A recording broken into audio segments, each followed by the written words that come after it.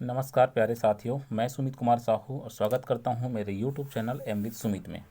आज हम लोग CGPSC द्वारा आयोजित विभिन्न एग्ज़ाम जैसे कि फिलहाल जो CG प्यून का होने वाला है उसके संदर्भ में हिंदी के महत्वपूर्ण 10 प्रश्न लेकर के आया हूं। ये 10 प्रश्न बहुत ही ज़्यादा इम्पोर्टेंट है और इन प्रश्नों के माध्यम से आप अपनी तैयारी का आकलन कर सकते हैं। तो आइए इन 10 प्रश्नों का अभ्यास करते हैं। हमारे पास सबसे पहला प्रश्न है, वाक्य के प्रयोग के अनुसार शब्दों के कितने भेद होते हैं? विकल्प 1 5, बी 6, सी 7 और डी 8 को बताना है कि वाक्य के प्रयोग के अनुसार शब्दों के कितने भेद होते हैं। तो इसका जो सही आंसर है वो है ऑप्शन नंबर डी, मतलब 8। ओके, आशा करता हूँ कि आपको ये प्रश्न समझ आया होगा। अब अगले प्रश्न की ओर चलते हैं। तो नेक्स्ट जो प्रश्न है हमारे पास, प्रश्न दूसरा,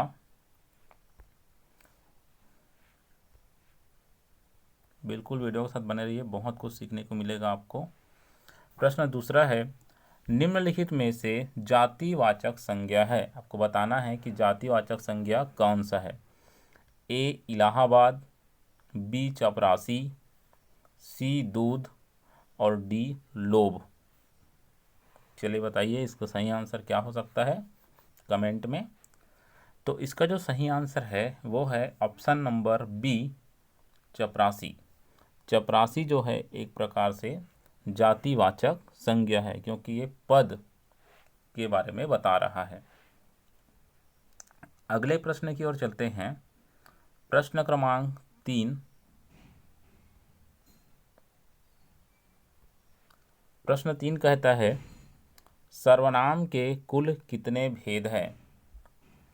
ए 5, बी 6, सी 7 और डी 8 को बताना है कि सर्वनाम के कुल कितने भेद है। चलो कमेंट में बताइए कि इसका सही आंसर क्या हो सकता है, 5, 6, 7 या 8। ठीक, तो सर्वनाम जो होता है उसके कुल 6 भेद होते हैं। कितने भेद होते हैं? 6 भेद। वो इस प्रकार होता है, पुरुषवाचक सर्वनाम, निश्चयवाचक सर्वनाम, अनिश्चयवाचक सर्वनाम, निजवाचक सर्वनाम, संबंधवाचक सर्वनाम और प्रश्नवाचक सर्वनाम। इस प्रकार सर्वनाम के कुल 6 भेद होते हैं।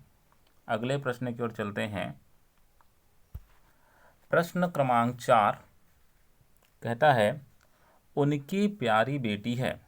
एक वाक्य दिया हुआ है आपको, उनकी प्यारी बेटी है।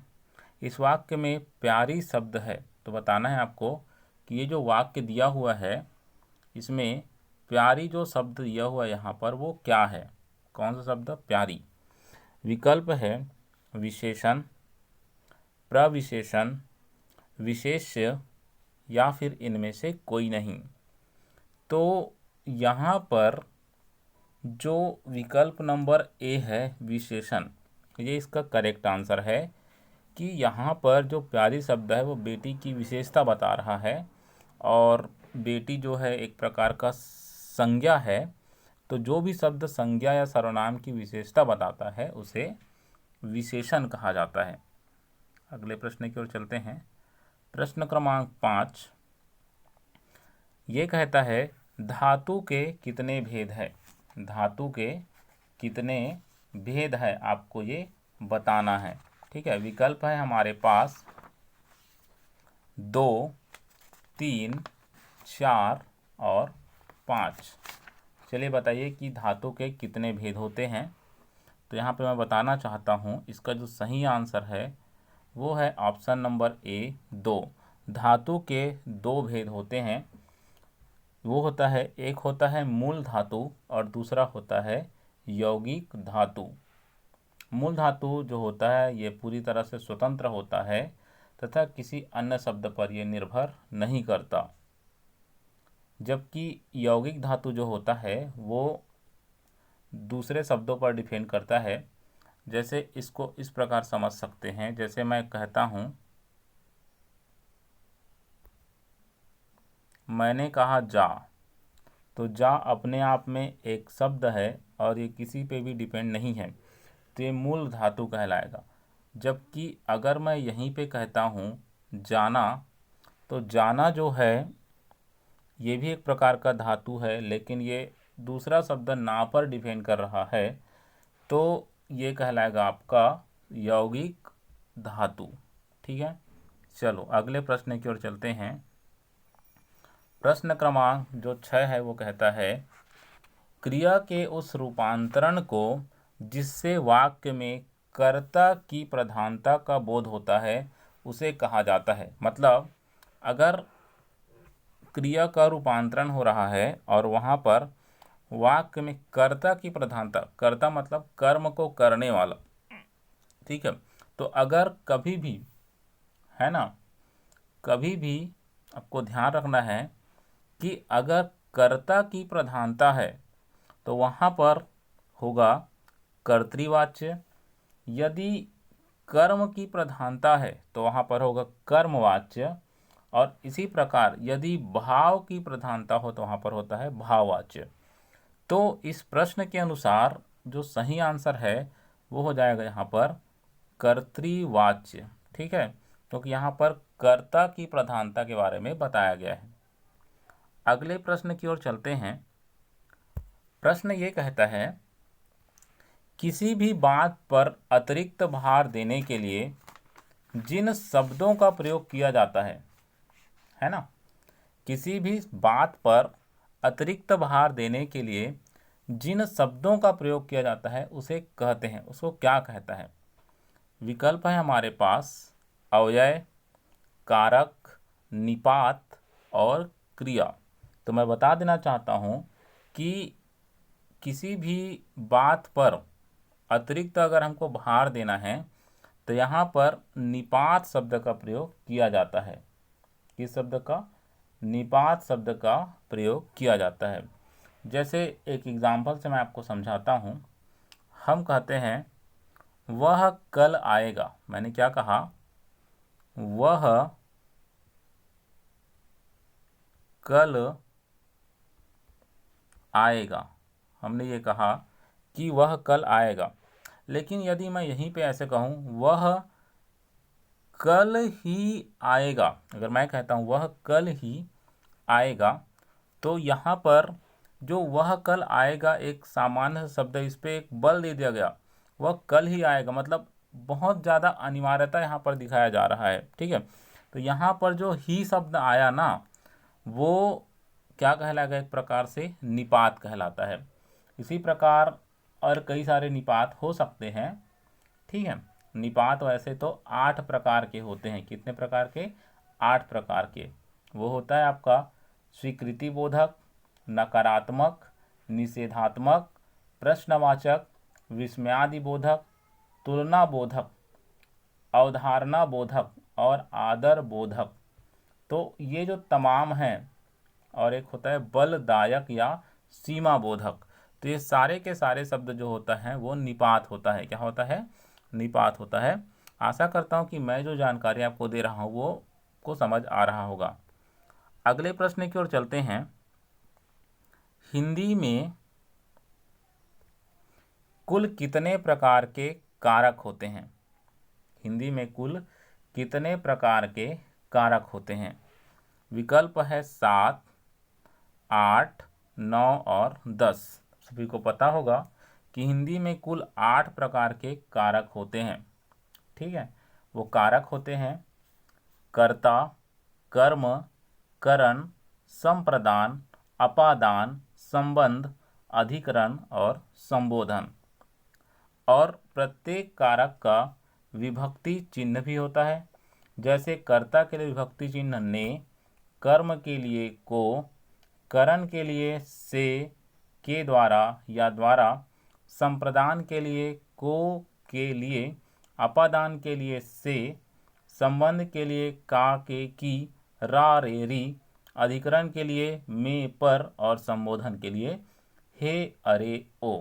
ठीक, यहीं पे मैं एक बात और बता देना चाहता हूँ कि कारक के जो विभक्ति चिन्ह होते हैं उन्हें परसर्ग भी कहा जाता है। कारक के जो विभक्ति चिन्ह होते हैं उन्हें परसर्ग भी कहा जाता है। चलो अगले प्रश्न की ओर चलते हैं। प्रश्न क्रमांक 9, मैं पढ़ चुका हूँ। मैं पढ़ चुका हूँ, इस वाक्य में कौन सा काल है आपको बताना है। ए सामान्य वर्तमान काल, बी तात्कालिक वर्तमान काल, सी पूर्ण वर्तमान काल और डी संदिग्ध वर्तमान काल। तो यहाँ पे एकदम स्पष्ट हो रहा है कि मैं पढ़ चुका हूँ मतलब कार्य जो है वो पूरा हो चुका है। तो इस हिसाब से जो हमारा ऑप्शन नंबर जो सी है पूर्ण वर्तमान काल, ये इसका करेक्ट आंसर हो जाएगा कि मैं पढ़ चुका हूँ मतलब पूर्ण वर्तमान काल। ठीक है, यहीं पर अगर मैं एक और अगर आपको जानकारी दूं कि क्योंकि सारे के सारे वर्तमान काल के ही भेद हैं, है ना, तो वर्तमान काल के जो होते हैं शुरू से थोड़ा समझ लेते हैं। वैसे काल के 3 भेद होते हैं, वर्तमान काल, भूतकाल और भविष्यत काल, है ना। यदि हम वर्तमान काल के भेद की बात करें तो ये 5 प्रकार के होते हैं। सामान्य वर्तमान काल, तात्कालिक वर्तमान काल, पूर्ण वर्तमान काल, संदिग्ध वर्तमान काल और संभाव्य वर्तमान काल। तो इस प्रश्न का जो सही आंसर है वो है पूर्ण वर्तमान काल। और यदि हम कुछ बात जानना चाहें यदि भूतकाल के संदर्भ में, तो भूतकाल के 6 भेद होते हैं। कितने भेद होते हैं? भूतकाल के 6 भेद होते हैं। इसी प्रकार भविष्यत काल के अगर भेद की बात करें तो 3 भेद होते हैं। तो एक बार सुन लीजिए, मैं पुनः आपको बता देता हूं कि वर्तमान काल के होते हैं 5 भेद, इसको याद रखेंगे। शुरू से समझते हैं एक बार और। काल के टोटल 3 भेद, है ना, काल के टोटल 3 भेद, वर्तमान काल, भूतकाल और भविष्य काल। वर्तमान काल के होते हैं 5 भेद। इसी प्रकार भूतकाल जो होता है उसके होते हैं टोटल 6 भेद और भविष्यत काल के जो भेद है वो है 3 भेद। ठीक, इस प्रकार हम कैटेगरीज कर देते हैं। आगे इसका डिटेल से हम लोग वीडियो बना देंगे। आज का अंतिम प्रश्न है, निम्नलिखित में से कौन सा शब्द पुल्लिंग नहीं है। यहाँ पे ध्यान देने वाली बात यह है कि यहाँ पे ये कहा गया है कि निम्नलिखित में से कौन सा शब्द पुल्लिंग नहीं है। क्या नहीं है? पुल्लिंग नहीं है को बताना है। विकल्प आपके पास है आम, नीम, इमली और पीपल। तो मैं बता देना चाहता हूँ कि यहाँ पर आम, नीम और जो पीपल है ये तीनों ही शब्द किसके हैं? पुल्लिंग के हैं। किसके हैं? पुल्लिंग के। मतलब जो इमली जो शब्द है, इमली, ये जो है एक प्रकार से स्त्रीलिंग शब्द है। कौन शब्द है? स्त्रीलिंग शब्द है। आशा करता हूँ कि ये सारे के सारे प्रश्न आपको बहुत ही अच्छे लगे होंगे। इसी प्रकार के मैं और महत्वपूर्ण प्रश्न लेकर के आऊँगा विथ एक्सप्लेनेशन के साथ। तो वीडियो के साथ बने रहिए। यदि ये वीडियो अच्छा लगा है तो चैनल को सब्सक्राइब करें, वीडियो को शेयर करें और लाइक करना ना भूलें। मिलते हैं पुनः बहुत ही मज़ेदार क्वेश्चनों के साथ। तब तक के लिए धन्यवाद। जय हिंद, जय भारत, जय छत्तीसगढ़।